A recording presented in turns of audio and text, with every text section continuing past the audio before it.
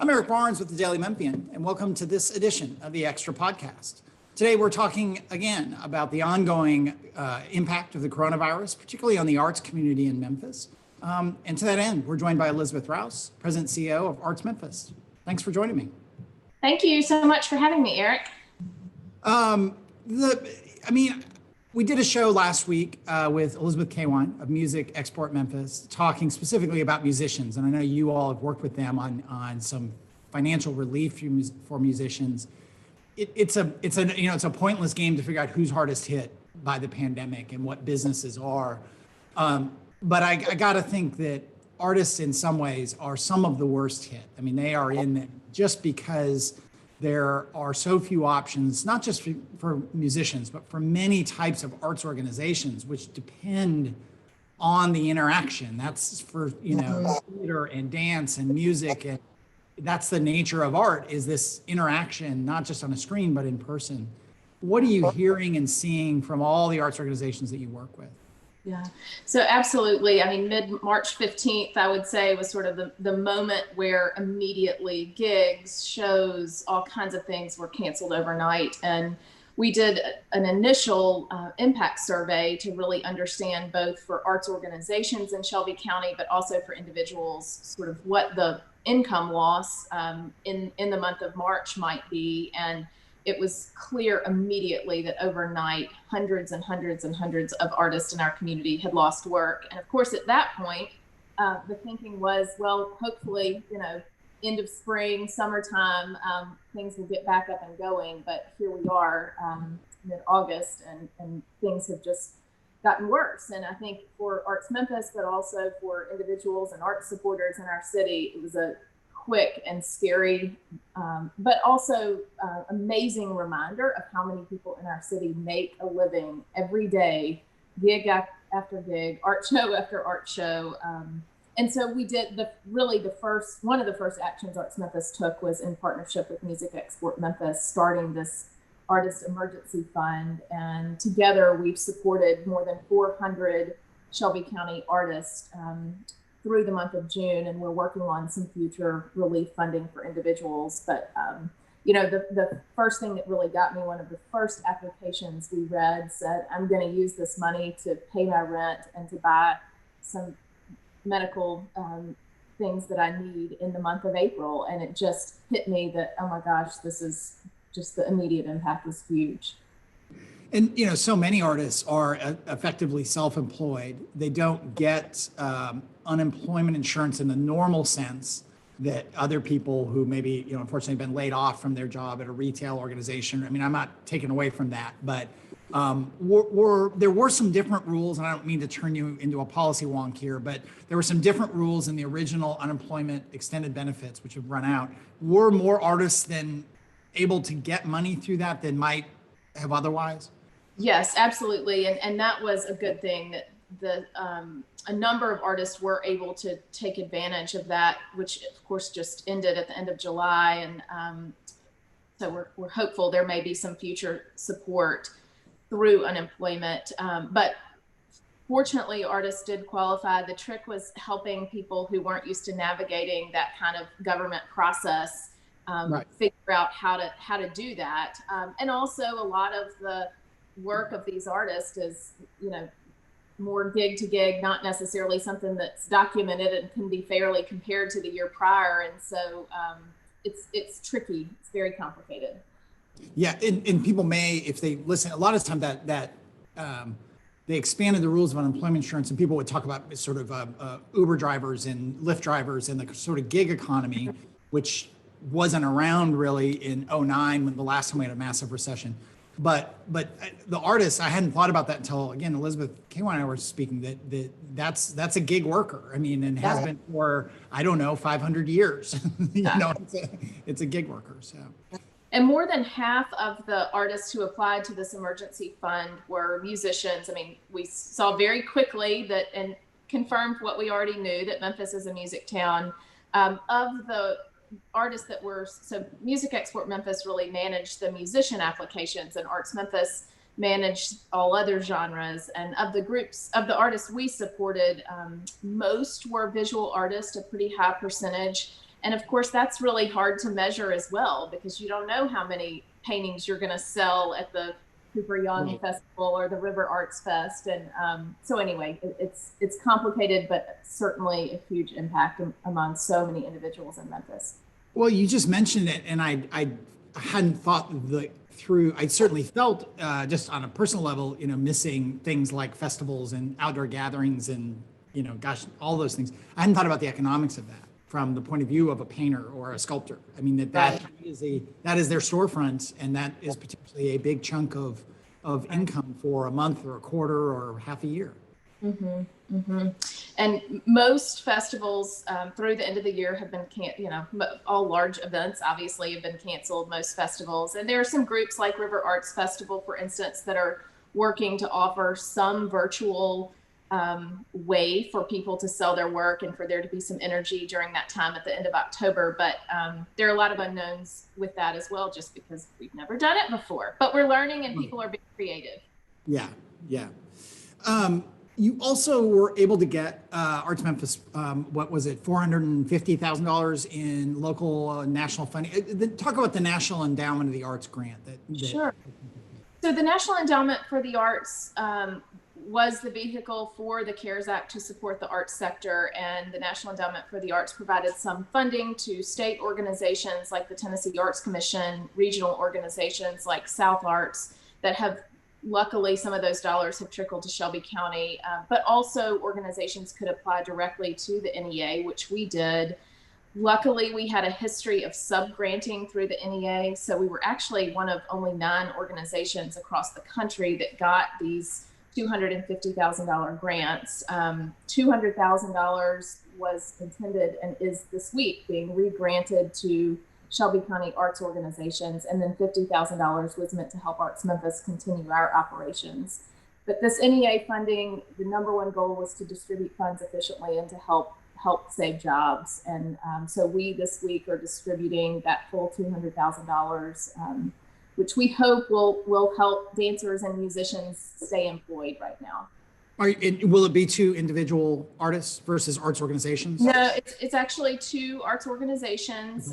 So we paired the money from the NEA with another $200,000 from the Mid-South COVID Regional Response Fund through the Community Foundation. And so this week we're distributing $400,000 to more than 40 arts organizations of all budget sizes and all genres, so that they can cover their own operating costs. So many of them will use it for salary now that or paying artists and folks now that the PPP loans have mostly run out. Yeah. Did you all work with arts organizations getting PPP loans, or were they kind of on their own with their individual banks? Or I don't know what the role was. Yeah, we did. We offered what we have been doing a lot of lately, more than ever before, is really doing regular convenings and workshops for arts organizations. And so we had a number of sessions focused on SBA loans and PPP loans to help organizations. At the end of the day, it really was most beneficial for them to work directly with their bank. But we had about 75% of the organizations that we support receive PPP loans totaling about $5 million, which was a huge help, especially to get people through most fiscal years, which ended June 30th. Yeah. And I should say, I mean, full disclosure, Daily Memphian got a PPP loan. It was not a simple process. It was a very chaotic process. In our case, we ended up, our bank was great and all that, but we also leaned heavily on a national media organization that was just sort of giving out bullet points and guidance. And so it sounds like you all were doing a version of that. You never thought you'd be a banking expert, I assume. Never. But it was just such a chaotic, it was a great program, I will say unabashedly. It was for all its flaws, it was a huge help to a lot of small companies, medium-sized companies and organizations, but it was a chaotic process. It was. And we too got one at ArtsMemphis, thankfully. And the difficult thing with all this is it's new to everybody. And so even the bank experts who were great and so helpful, the guidance was changing for them daily. Let me take a quick second here and remind everyone that the Extra Podcast is one of many weekly podcasts we do here at the Daily Memphian, including the Behind the Headlines podcast, as well as Bill Drees' politics podcast. Jennifer Biggs does a food podcast. We have a number of sports podcasts that we've started back up as sports have at least are on the radar, in some cases starting again. All of our podcasts are on iTunes, Spotify, Google Play. They're on the Daily Memphian site or wherever you get your podcasts. Let me also make a note that our small business seminar, normally a seminar series is done live. We're obviously doing it virtually. That is coming up in September. I believe it's September 10th. You can learn more on the Daily Memphian site and register to attend that virtual seminar then. So the arts organization, we had Emily Neff on the podcast from the director of the Brooks Museum. They at that time were just in the middle of kind of beginning to ramp up, a kind of limited opening with lots of distancing and, all the kind of rules and safety and precautions. What are you seeing? A museum can open in that way. I mean, it can physically make itself available, but the performance, we've talked a lot about music because I was asked about that part. And Memphis is a music town, but I think of, Theater Memphis, I think of, Playhouse on the Square and Opera Memphis and all the dance companies. What are their prospects of reopening in a pandemic or not? Yeah. And most museums, you're right, most museums have opened at super limited capacity and have had great response and put in the right safety measures and all those things. And so go visit a museum on one of these warmer August days. But for performing arts groups, the story is very different. And unfortunately, most of them are completely on hold for in-person events. Everybody's working to delay their seasons, but yet keep audiences engaged virtually right now. There are groups like Theater Memphis and Collage Dance Collective that fortunately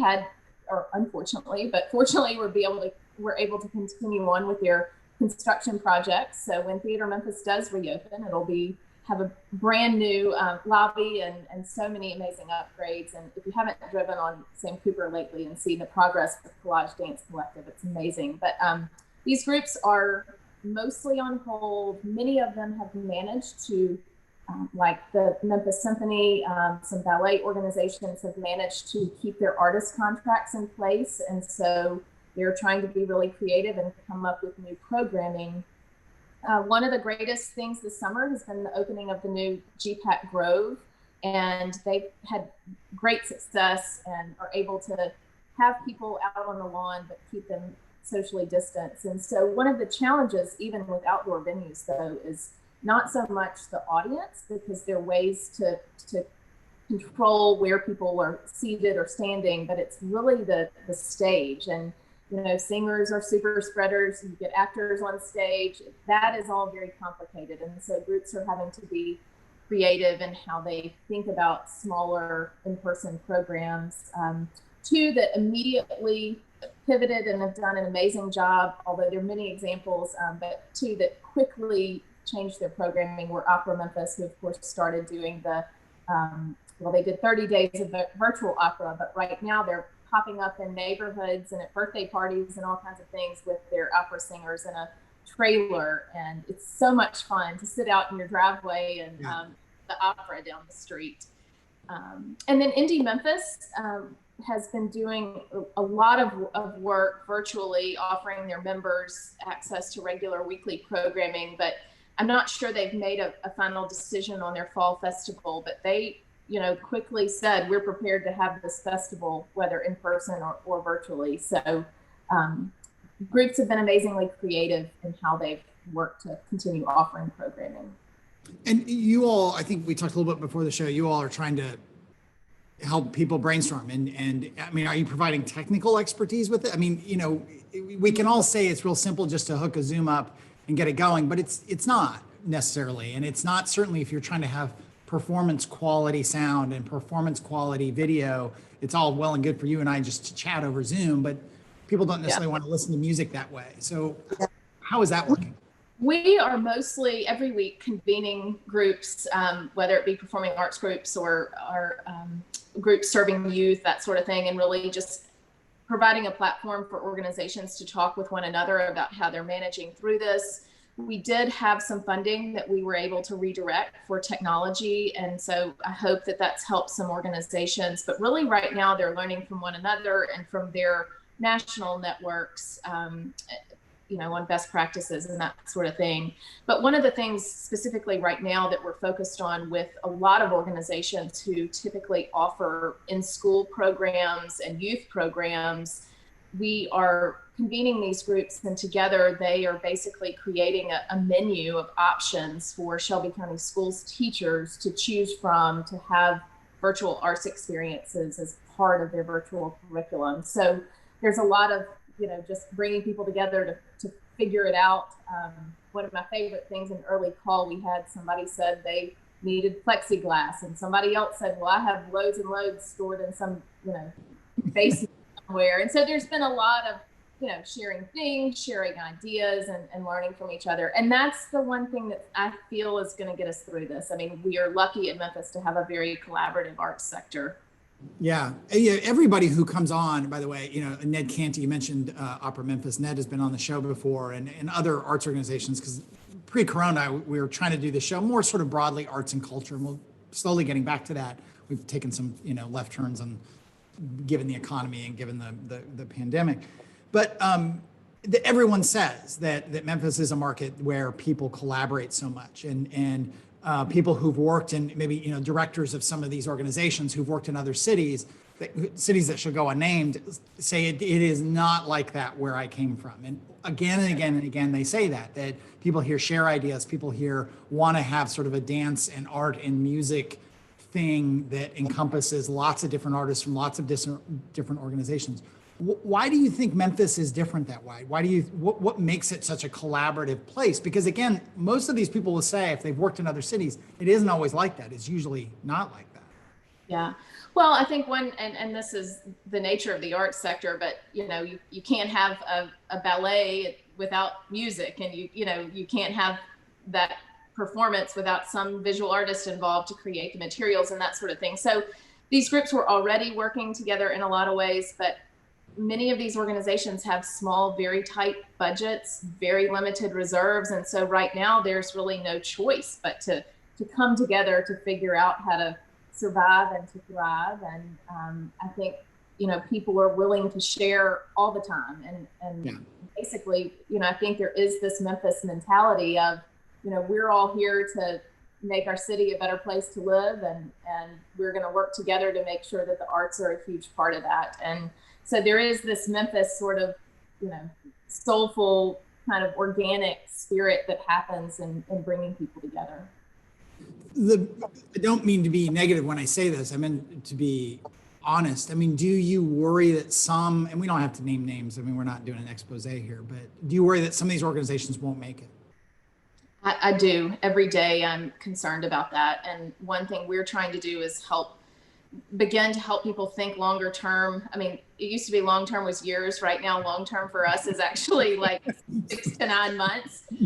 But long term for me, Elizabeth, is Friday. So I mean, as long as I can get from Tuesday to Friday, I'm in. I'm good.